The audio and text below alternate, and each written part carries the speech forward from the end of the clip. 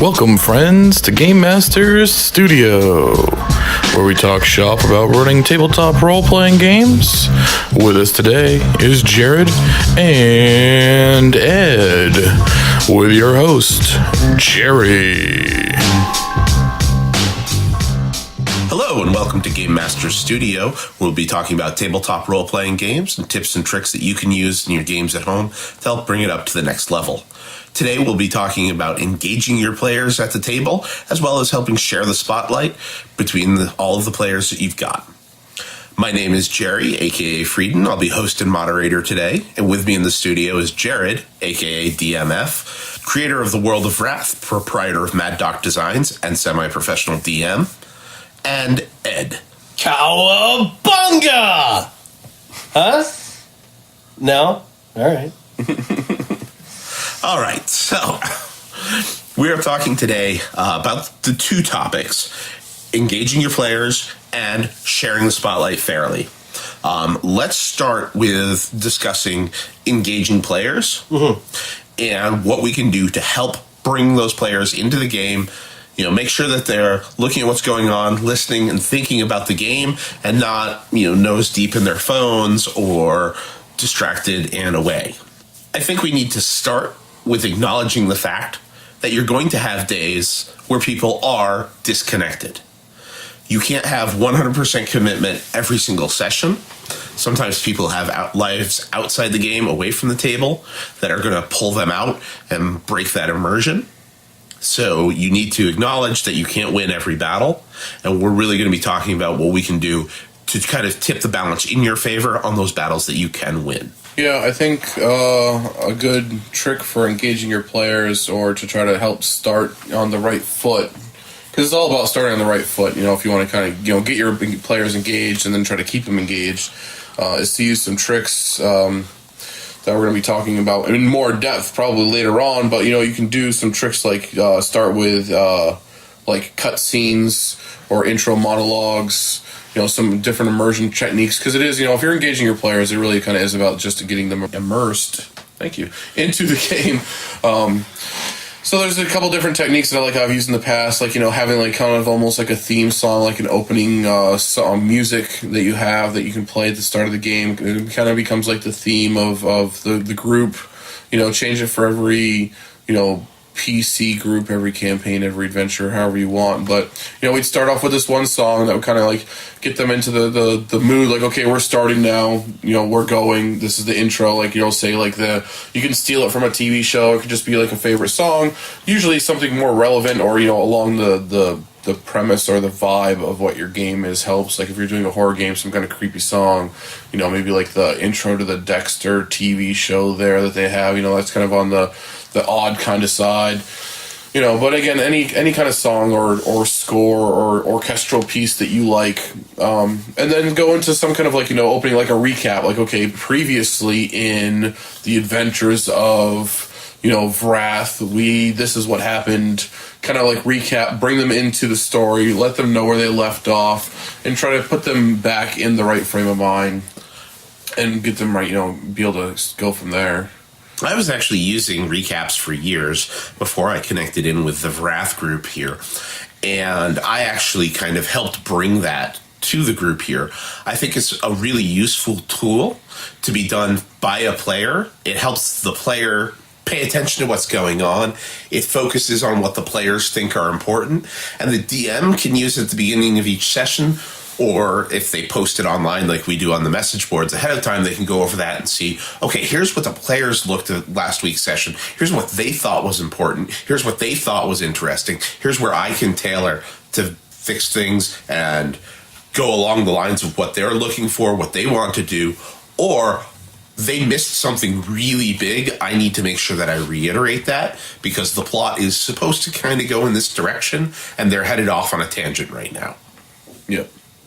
Yeah, recaps are a huge tool. Again, lets everyone remember, because if you start off and you don't have a recap, and say, because of circumstances, it's been 3 weeks since the last time you played, everyone's just kind of sitting there going, What was the last thing we did? I don't know. Yeah. Don't you remember didn't we do this thing? No. First we did turns into a half-hour discussion of what happened. Like, no, this is what happened. Here's the recap.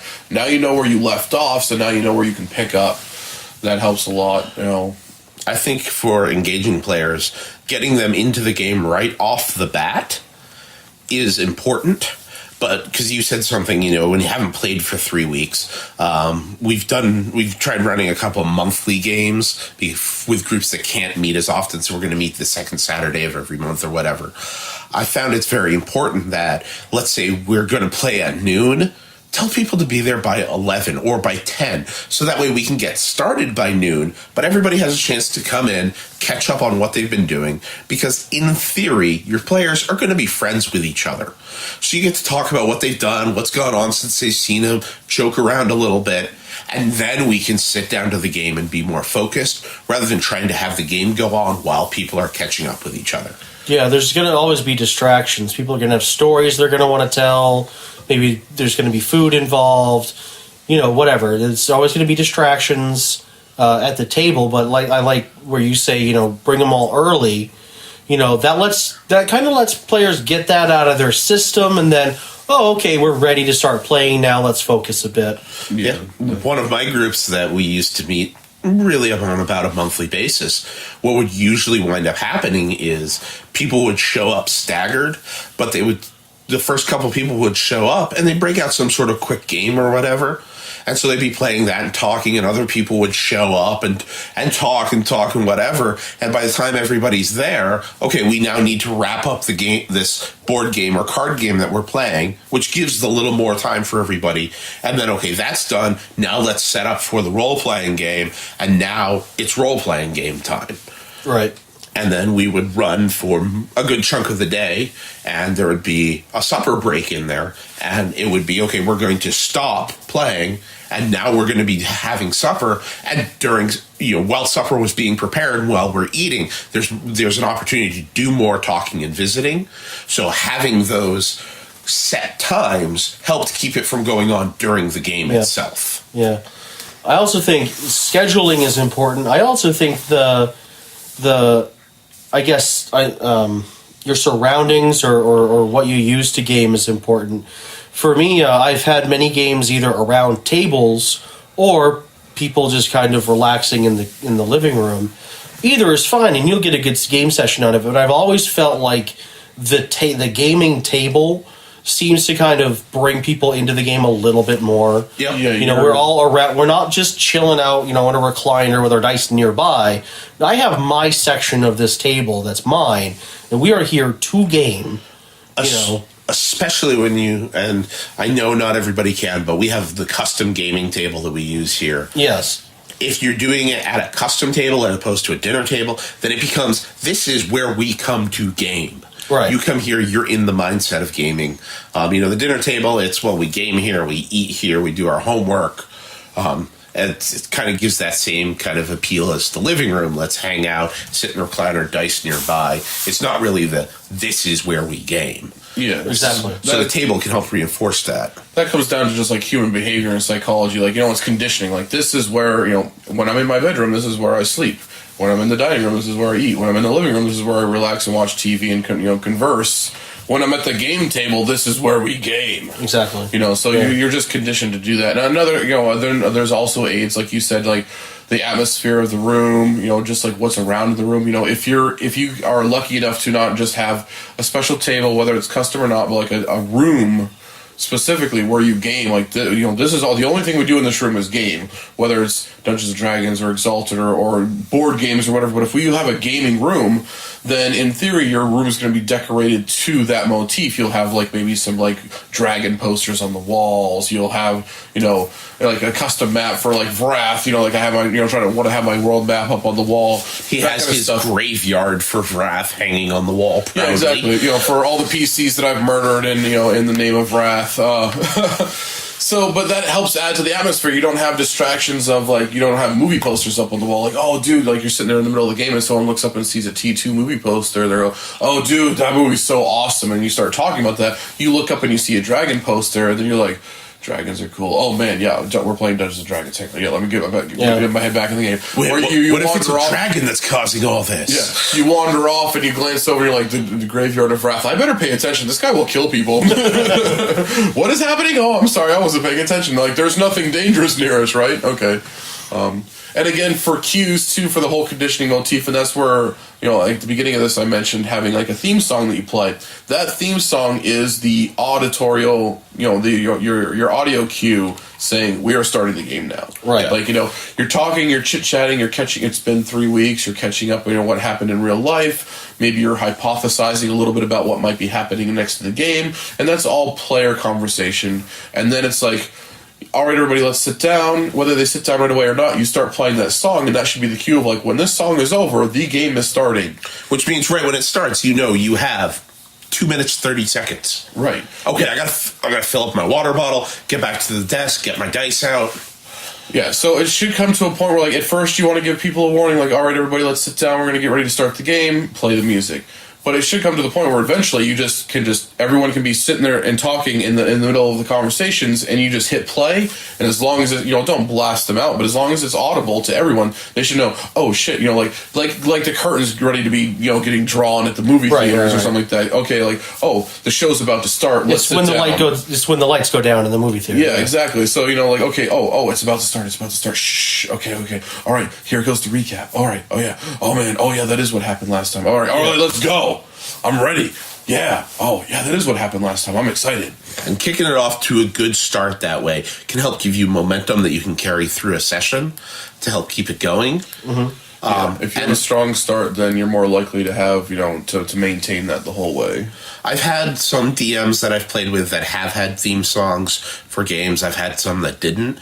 I've always, all the campaigns I've played in and ran in, I've kind of tried to pick my own theme song, which I've then put together on my computer. So I have a playlist of songs that I just play through, and like I hear this song and oh yeah, I remember playing this campaign and getting to do that, and then the next song comes on, I'm like, oh yeah, I remember the time I did this, that was fun, and play this, like, oh, I want to play a character like that again sometimes, because you can associate the songs with the games, gives that nice memory to carry on. And yeah, I went out and bought 2 Lindsey Sterling albums specifically for playing while the whole time the group was in the Feywild, because it had that that folky kind of vibe, but also it's kind of new agey and has like a little bit of a like electronica dubstep kind of thing going on. So it was a little bit entertaining, and just 2 albums on random. Just played that the whole time the characters were in the Feywild. They're in the Feywild for like 5 or 6 sessions, and that was just on repeat like pretty much the whole time. I mean, 2 hours of music just repeating itself. But, it was good. I mean, I liked it. It was, to me, it helped add to the vibe of, like, we're in this weird fairy tale, whimsical kind of place. Mm-hmm. So, having soundtracks can help a lot with immersion. This is all like, along the lines of, like, immersion, but immersion's what's going to really help engage your players without you specifically engaging a player, which is where, like, the spotlight part kind of comes in. Mood, atmosphere, having soundtracks. Again, Strands wasn't the ideal setup for me at the time, but for my next game, I have a huge library of music that I have action music, and I have it all set up in for like different themes. Like, okay, when we have combat, I have a big giant playlist that I can just go into the playlist and hit random, and it will just jump through these intense action style, scores or songs while we're in combat, just kind of keep your the energy level up. That'll keep people's heads in because they know that, oh, this is playing, we're fighting. And then, in a in my Contagion game, which was kind of like a horror, thriller mystery kind of game, I had like some like creepy stuff, like some Silent Hill kind of, background noise stuff, like the just kind of just offsetting, kind of keeping you on edge. Sad music for sad moments. And, just the generic music just to have playing in, your more generic spots, town music. Yeah. And to kind of expand on your atmosphere there, this might be getting more into immersion than anything, but I was playing a Call of Cthulhu game once, and the power actually went out at the beginning of our game. It was the strangest thing. So we were all like, no, let's game. And there were plenty of candles. So we were gaming by candlelight. Yep. But it was a Cthulhu game, which is horror based. So it actually like really brought into that whole kind of horror level. It was really cool. It certainly engaged me as a player. And actually, fun fact, at the end of that game, as I was standing up, I was ready to leave, I kind of backed over onto a mouse or a little stuffed mouse that was a cat toy. And I thought it was like for a split second I had a flashback into the game because there was a point where my character had found like this monster that was nothing but eyeballs, so it grabbed all the eyeballs. Mm-hmm. So that was the first thing I imagined when I stepped on it, so it kind of freaked me out. So it was very engaging. Yeah, my Contagion game, but the theory when we were first playing was it was later in the day, so it was dark, so I bought like some all red Christmas lights and wrapped them around like the ceiling poles and stuff nice. That. Just so I had like, we'd keep all the main lights out, but we had like a little electric candles, and we had these red Christmas lights out. But ironically, by the time we finally got to playing my game, it was more towards summertime, so it was still very bright out while we were playing, which was unfortunate. But because I bought all this, lighting and mood ambient stuff because it was typically dark when we played. But then by the time again, the seasons changed, so it was pretty bright out during my game. But yeah, lighting definitely adds to it. Sound, music, anything that would normally immerse you as a person for any kind of situation is going to help in the game. Props come into play and stuff like that. But and again, that's all immersion, which is going to help engage your players as a whole. It's easier for somebody to be engaged when they're immersed in the game. Yeah, right. Absolutely. If there's no immersion going on, then it's easy for a distraction to come floating in, and it's easy for somebody to start paying attention to something else, and this isn't really focusing them, and they just have the difficulty keeping their head on, and okay, this is what we're doing now. So we talked a little bit about, bringing the group in, bringing the group together, bringing everybody's heads into the game. Now, you're going to have times as well where you're going to have individual people drifting away from the herd, even though this is a little bit into sharing the spotlight, which we're talking about as well today, too. Mm-hmm. So I think this is a good transition point. How do you engage individual players whose attention seems to be drifting, seems to be lacking? Yeah. I think, again, this is a case where you can't win every battle. No. You're going to have people who have events going on outside the game. Although I've also had a specific circumstance where I had a player who outside the game had very bad things going on in his life, and partway through the game he decided to just take a few hours and forget about his life and focus on his character's life, and channel some of the issues and the feelings there into his character. And it made for a really intense session for him. But he told me afterwards that he really enjoyed the game and the chance to kind of forget about everything else that was going on in his world, everything else that was running around his head at the time, and just focus on being, I'm the badass, let's go fight. Right. Yeah, if you're trying to engage specific players, and again, there's going to be players that just show up to be there. Right. And engaging them is almost going to be a moot point, but you still want to do it, at least from time to time. And really it just comes down to give their character something to do. Ask them, what does your character do? Hey, there's a little bit of downtime. What do you want your character to do? And they might say, I don't know, I guess we'll just go to the tavern. All right, let them go to the tavern, go to someone else, come back. Maybe there's a bar fight. Maybe there's an interesting conversation going on. Give the whatever information you were going to give the group for, like, maybe this town, has a horde of orcs that attacks once a month. Maybe he learns in that tavern that's where it's at. Maybe he learns the name of the person who has tracked the orcs down, but they can't go fight them because most of their warriors are dead or something like that. So let that player have the information and have to come back to the group with it. Bring them into it. Don't do it all the time. If they are the player that just shows up just to show up, that might eventually start annoying them. They might not want to be in the spotlight that much, But you can also, if you give them an informational tidbit that they can come back with, that doesn't necessarily put them into the spotlight so much as feeling like they're contributing. They're part of the team. Exactly.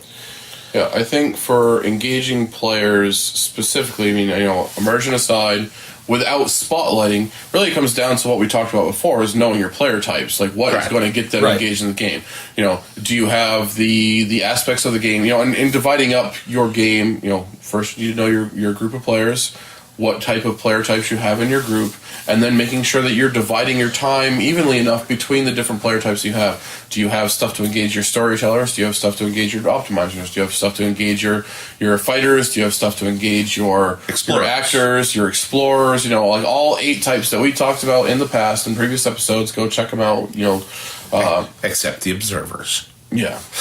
We had that discussion. Yeah. Right. So again, which, like I mentioned, like sometimes you have people that are going to just be there to be there. And I think when he says that today, he means that more of like, you can't always win. Everyone's going to have an off day. As opposed to the previous conversation that we had of like, some people just aren't a type. They're just the watcher. Because, or at least in my opinion, like I, won't get into it again, but I don't really believe in there being a true watcher type. Right, I believe a watcher's untapped. So... But moving on, like, just know your player types. But that's why you engage them, is to see if you can't tap into that. Right, exactly, yeah. So, but engaging your players is knowing your player types and having the appropriate resource materials there. Having your combats for your fighters, your optimized fighters, having your role-playing moments for your actors and your storytellers. Yeah. Just having your game set up appropriately for your group. I think a way to engage, could be a little heavy-handed, but it can also be really effective. Since we're also talking about sharing the spotlight, and so here's kind of our transition phase, is an effective way to engage somebody that you may feel like they're drifting away a bit, is to suddenly throw a spotlight on them. Yeah. Which is as easy as going, so what are you doing right now? Mm-hmm. Oh, yeah, exactly. Or, their turn comes up in initiative. What are you doing? If, you have 3 seconds to make up your mind, or your character stands there trying to figure out what to do. I had a DM that used it very effective when your turn came up not when your turn came up in initiative, but when something unexpected happened, he would explain it really quickly and then start counting down. Like 5, 4, 3, 2. And if he got to 1 and you didn't say anything, your character was taken by surprise and didn't do anything, didn't react. Our players, as players, we had to learn this, so we started off getting caught flat-footed quite a bit of the time. Yeah. And as our players, we got more experience. Our characters got more experience. Our characters started turning into the badasses, and were reacting faster because we had this experience as players. It translated to our characters being in better situations. There's definitely going to be some coaching involved if you have players that seem like they're maybe not as into it. I'm old school, man. I come from kind of old school gaming. I was taught by people who've been doing this for decades before I even joined. And they were the kind of people, you didn't show up to a gaming session like twice in a row, your character was dead. If you're not paying attention, all of a sudden, you're going to get attacked by something, even if there's nothing there. I'm the kind of person, I see people, playing on their cell phones or their laptops. I want to, take it from them and throw them away and be like, I'm running my game. But you can't do that, especially not in today's age. You can't do that. So there might be some coaching involved if people seem like distracted or whatnot, or maybe even do a little inner reflective. Is what I'm doing, is it entertaining? Quick flashback from what you mentioned when we were talking earlier about the recaps. Absent players, great way they start in, well, what did I miss? Yeah. We forgot to hit that point. Yeah. Now back to what you were saying. Yeah. I think it's also difficult with, the playing on the cell phones, playing on the laptops, because of the technology that you can use in gaming. We've mentioned a couple times on the show that we use the D20 Pro program to run our games, which means that pretty much everybody at the table has a laptop or at least a keyboard and mouse in front of them. So they are on their devices, but you can still be engaged and connected to the game with that there. You just need to be aware of whether or not, are they working on their character? Are they looking something up in a PDF of a rulebook they have? Or are they on Facebook? Yeah.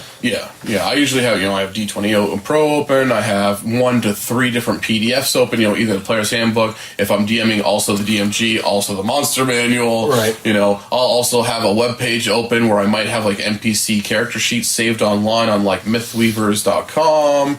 Yep. Or I'll have Google Drive open where I work on stuff that I use Google Drive for a lot of stuff because it doesn't matter where I am. I can access these documents. so I can access, I can work on it at my desktop at home and then not have to worry about making any special flash drives or anything like that. I can just instantly access it from my laptop. So I have a lot of stuff going on when I'm playing my game, from a laptop standpoint. But I could easily throw Facebook in the mix too, which is like, as a DM, I would never do that. And as a player, I'm unlikely to do that. But it is something that you have to be aware of, that it could happen. Like, yes, they might have 13 legit windows open, but they might also be playing on Facebook. So, and that's where, you could, if you think you have trouble with that and you're not sure, you could become one of those DMs that every now and then just gets up and walks around the table while still DMing and describing it. Kind of spy on them a little bit, see if they're actually paying attention, what they're doing on their, kind of like the teacher might do, like walk the classroom. Yeah. What are they really reading the book, or are they, like, is there a Playboy underneath that textbook kind of thing? Right. Like, what's going on?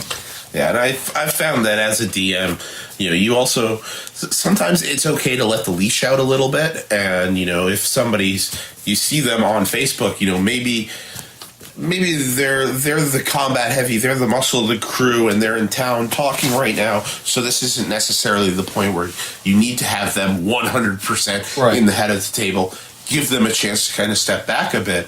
But if you've got the big, your big talker on Facebook, and we're going to meet the king, you should probably make sure that they're paying attention to what's going on, so that they can do their role when their time to shine comes up.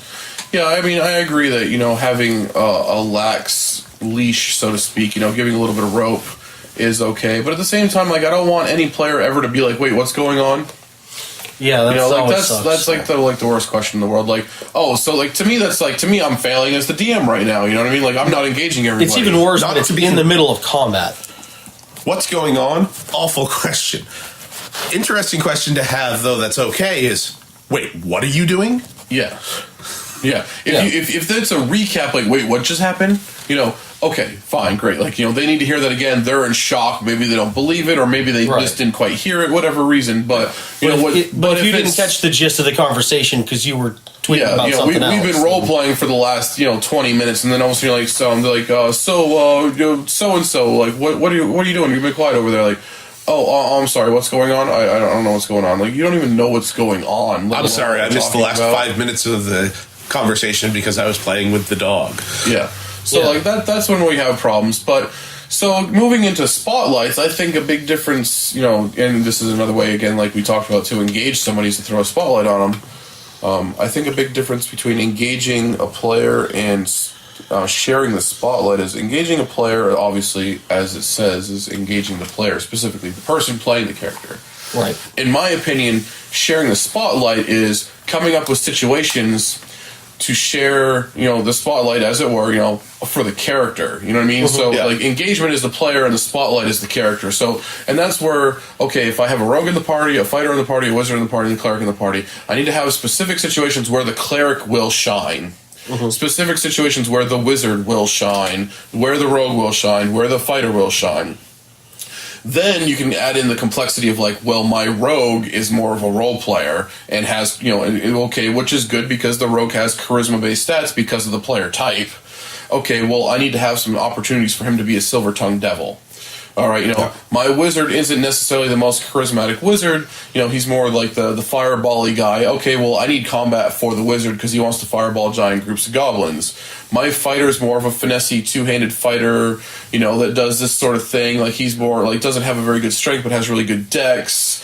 Has, really high acrobatic skill. Let's, offer him some opportunities where, like, we need someone to run across the tightrope and slay the ogre on the other side for whatever, just like throwing things off the top of my head, But, you want to come up with these specific situations where the character, the way that character is built, can shine and can, be the hero of that moment, of that scene, over everyone else in the group. Everyone else in the group gets to still support and have something to do. They're not just sitting there oohing and awing and putting their thumb up their bum. But this one character has the moment, like, again, your atypical rogue, like, oh my god, we're stuck in a cell. Don't worry, I've got some lockpicks hidden in my shoe. Boom. Right. I think, you as a DM, you should definitely be providing those opportunities. You could have a golem that doesn't take as much damage except for magic, and that gives you the opportunity of, okay, the mage is going to be using his magic, and he's going to be damaging the golem. He's going to kind of be carrying the encounter, right? But then you need to have your fighter up there to tank the golem, to take the hits, to keep the golem from going right after the mage, and then you need to have the cleric who's going to keep the fighter alive, and the rogue and maybe divert and help lock down the golem.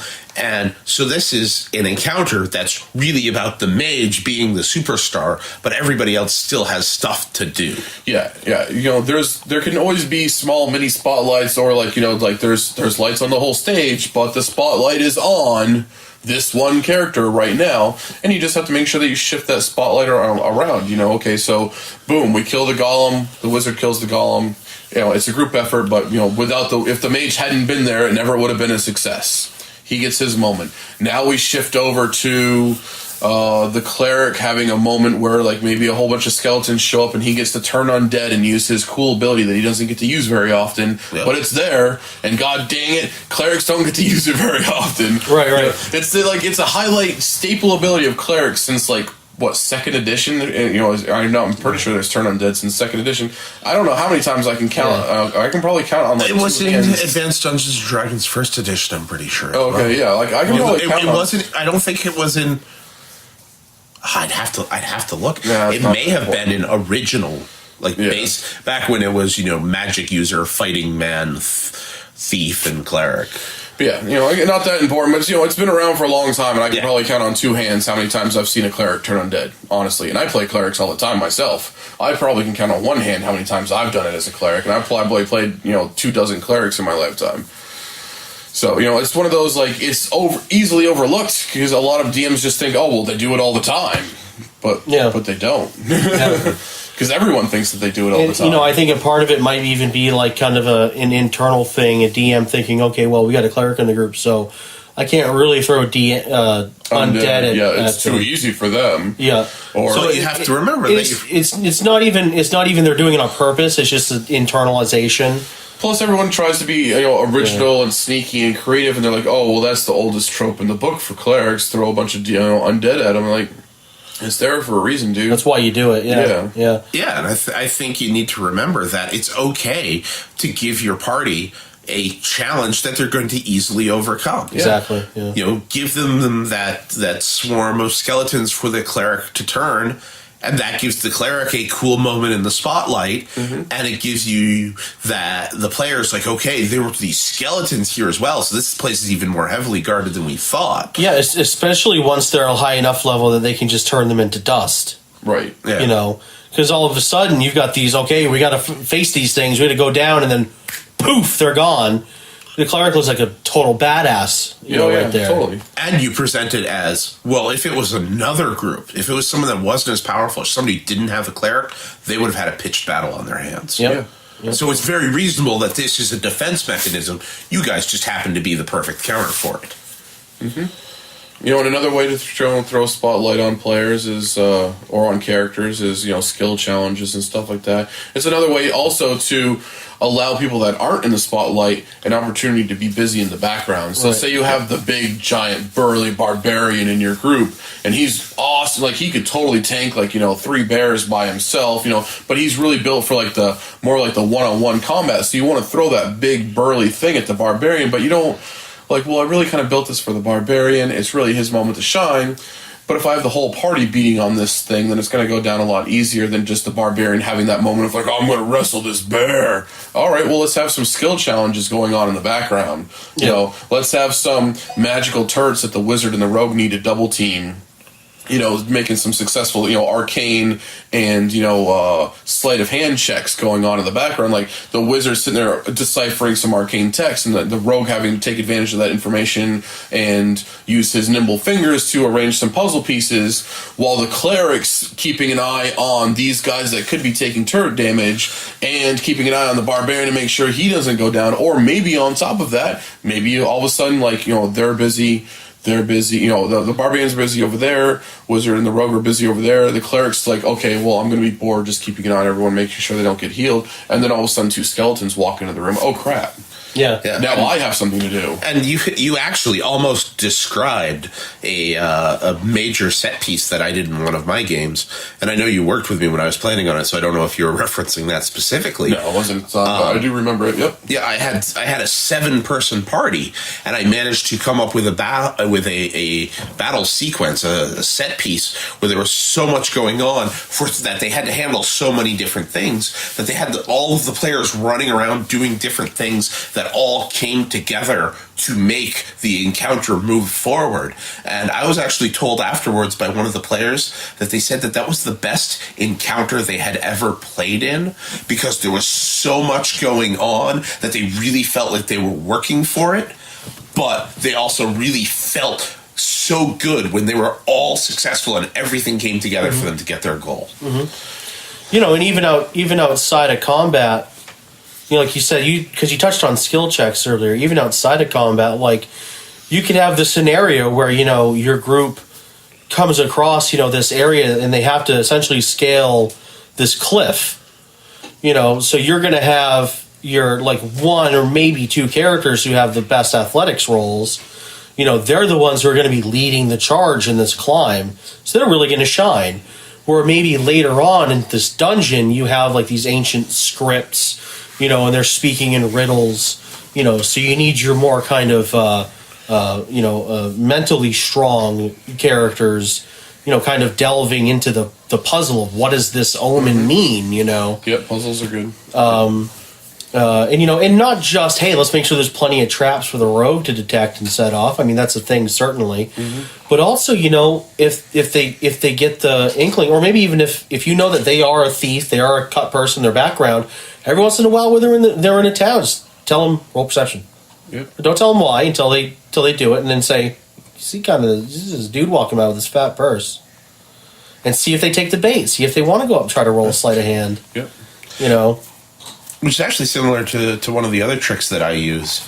I'll often have where, let's say you have a party of 4 people, and there's discussion going on, and it's heavily between 2 of the characters. And, you know, there's a 3rd character kind of interacting now and then, and I notice that, you know, 4th character's not really getting a lot of play there. What I'll do is I'll have, as the other 2 characters are going back and forth, I'll, you know, make a mention to the 4th character, you know, make a perception or make this type of check, and actually have it that because they weren't engaged in the conversation, you know, maybe they noticed some papers on the desk, or they were just kind of poking around and found something, or they heard something that related to their specialty, and they're like, wait, that's never going to work. You guys have the wrong idea. And that prompts them to connect back in to that conversation, to kind of rejoin that group. I was actually used that a couple of times where I was really lucky that I had the quiet player sitting right next to me as a DM. So we actually had a couple of those exchanges. And on more than one occasion, they elected to not bring it up to the group just yet and keep it secret for the moment. Yeah. Which, player secrets is something else we can talk about another time. But personally, I like it when different people know different things that are going on and have different views. Yeah, and actually, when you say slipping a note to a character, that actually brings up another thing, is that's kind of a way. I know we've gone past the engaging. I guess it's also could be kind of slipped into giving them the spotlight, is like just slip a character a note. Maybe there's, you know, again, there's that piece of information that no one else has quite yet. You know, maybe you feel like this player hasn't done anything in the last 20 minutes or so. You know, you want to kind of throw the spotlight back on them. There's the clue. You just kind of write it down on a piece of paper or an index card, slip it over to them, and just let them go to town. You know, go to town from there. Do their thing. We actually had a situation in one of my games where one of the players was paranoid and suspicious of one of the other players, and making absolutely no secret of it. So at one point, to play into it, I wrote a note to one of the other players that literally said, I'm giving you this note to make X more paranoid. Roll a couple dice and tell me the results. I handed them the note, and they looked at it. They read it, they rolled the dice, and looked at it, and they're like, hang on, and wrote it down. And gave it back, and I looked at the notes, and they just said, okay, I rolled dice, but felt this would be more fun. And I responded with, yeah, you're right, that sounds good. I handed it to them, and they looked at it, and like, okay, yeah, that's what I wanted to know. I'm like, okay, then we're good. Well, let's continue on. And meanwhile, the other player's like, you. Yeah. You son of a bitch. But they were paying attention to every little thing that was going on. Oh, yeah. Yeah, I think only final thoughts for like sharing spotlight would be like tropes are tropes for a reason. You know, stereotypes are stereotypes for a reason. Like, don't try so hard to go outside them that you can't use them. Like, you know, give clerics a chance to turn undead. Give rogues a chance to detect traps. Yeah. You know, you can't always be combat or you know that kind of stuff. Give them a chance to shine. Like, don't always have it be turn undead. Don't always have it be traps. But make sure that at least once in every rogue's existence, he has a chance to find some traps. To make sure that at least once in every cleric's existence, he has a chance to turn undead. Yep. And then you'll be doing the world a better place. Making the world a better place. And you know what you do every once in a while? Make that trap. Make it think up just this Rube Goldberg machine, just this immaculate, or just this well thought out ridiculous trap that when the rogue discovers it, you maybe just write it down. This is what you found. You describe to them that just crazy trap that's just gonna could have wrecked the party. Like, yeah, it's really elaborate and does all these weird things, but the end result could have been disastrous as well. Right, yeah, the whole world would have fell apart had you not disabled this thing. Or have a situation where when the cleric can turn undead twice a day, there are 3 undead encounters. Yeah. So they turn undead the first one, they turn undead the second one, and then the more undead show up, like, oh, I'm all out. So now we have to fight. Yep. Now you see exactly what he let you skip. Exactly. And you can appreciate him a bit more. Yeah. All right. So we're going to wrap it up there, I think. If you have any comments, have any questions or topic ideas or anything else that you want to discuss with us, definitely feel free to get in touch. We have our message boards. We are available on Twitter at GMS Studios, or you can find us on Facebook to like, comment, and subscribe. Thank you for listening, and we'll see you next time we're in the studio. Bye.